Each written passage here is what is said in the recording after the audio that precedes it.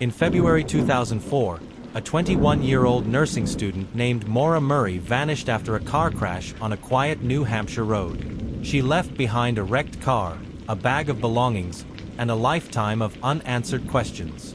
No one saw her walk away. No one heard her call for help. And nearly 2 decades later, the case remains one of America's most haunting modern mysteries.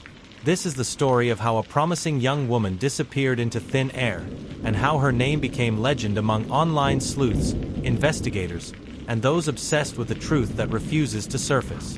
Maura Murray was born in Hanson, Massachusetts, the fourth of 5 siblings. Her family described her as bright, athletic, and determined. She attended the University of Massachusetts Amherst, studying nursing. To her friends and teachers, she appeared driven and calm. But those close to her knew that something had begun to shift in early 2004. She was struggling quietly, with stress, relationships, and perhaps secrets she never shared. On February 5, 2004, Maura was caught using a stolen credit card to order food. It was a small offense, yet it weighed on her. That same week, she broke down crying while on duty at her campus security job. Her supervisor described her as inconsolable. She told her boss she needed to leave, claiming a family emergency that never existed. No one knew why she lied, or what she was planning. 2 days later, she emailed her professors saying she'd be away for a week due to a death in the family. Again, there had been no death. Something was driving Maura to disappear, but no one could tell what it was. On February 9, 2004, Maura packed her car with clothes, textbooks, and alcohol.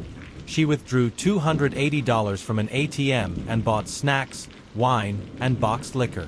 Then she drove north out of Amherst, heading toward the White Mountains of New Hampshire. Her destination remains unknown. At around 7:30 p.m., on a remote stretch of Route 112 in Haverhill, New Hampshire, her Saturn crashed into a snowbank. A local woman named Faith Westman heard the accident and called 911. Another neighbor, bus driver Butch Atwood, stopped to help. He saw a young woman, alone, shaken, but not visibly hurt.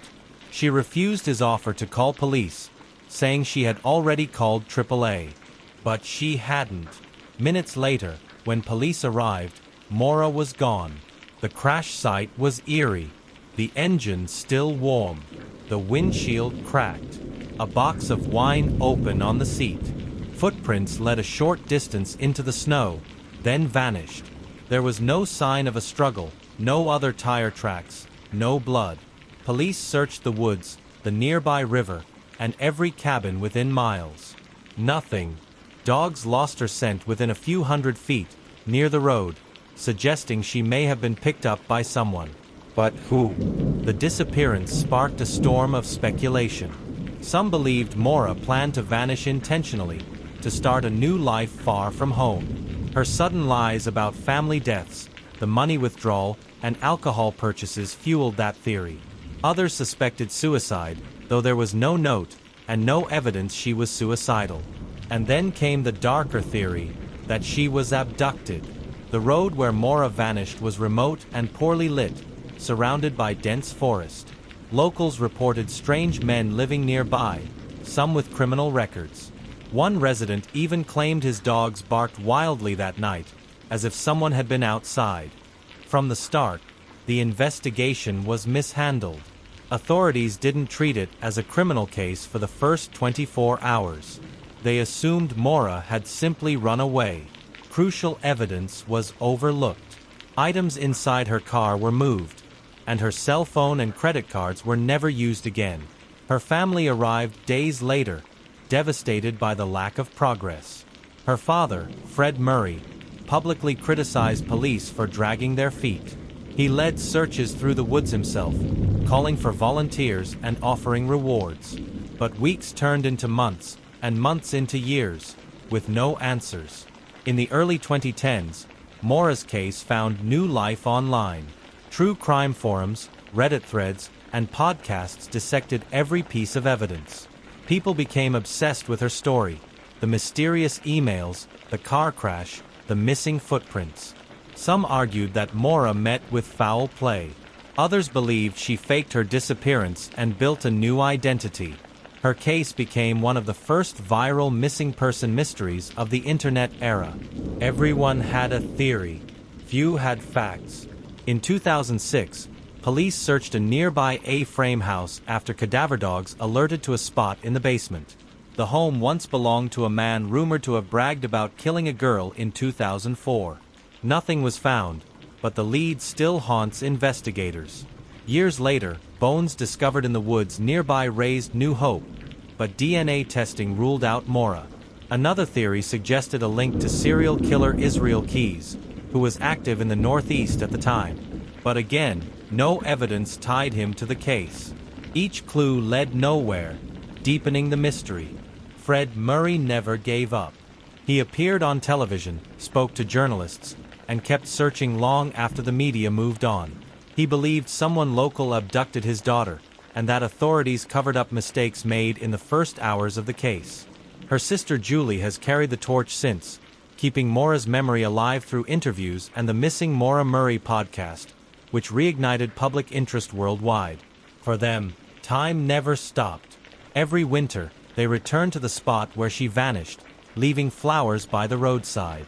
Nearly 20 years later, Maura's case remains open. In 2021, New Hampshire police announced renewed searches using ground-penetrating radar and drones. They found disturbed ground, but again, no remains. Modern forensic experts have reanalyzed Maura's car and belongings. Some say the pattern of evidence points to voluntary disappearance. Others insist that an abduction occurred and was covered up through incompetence. There are whispers that someone in the small town of Haverhill knows more than they've ever admitted. 1. The escape theory.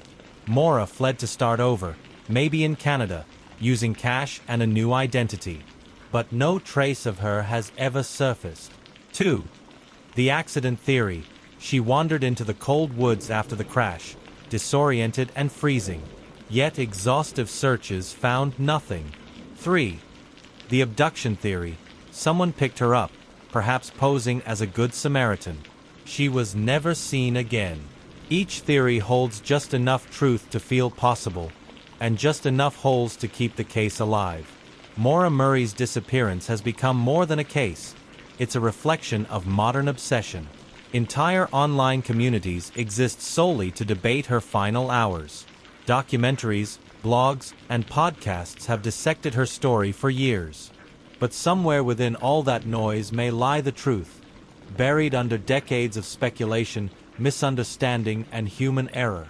Maura Murray was 21 years old when she vanished on a snowy road, leaving behind more questions than clues. She had dreams, fears, and a future ahead of her. But whatever happened that February night stole all of it away. For her family, closure has never come. For the public, her story remains a mirror reflecting our endless fascination with the unknown. Perhaps the truth lies somewhere in that frozen New Hampshire night, waiting for someone to finally uncover it. Until then, Maura remains a ghost in the cold. If this case haunts you like it does us, subscribe to True Crime, Dark Files for more real mysteries that refuse to stay buried. Share your theory about what happened to Maura Murray in the comments below. And remember, some disappearances never end, they just fade into silence.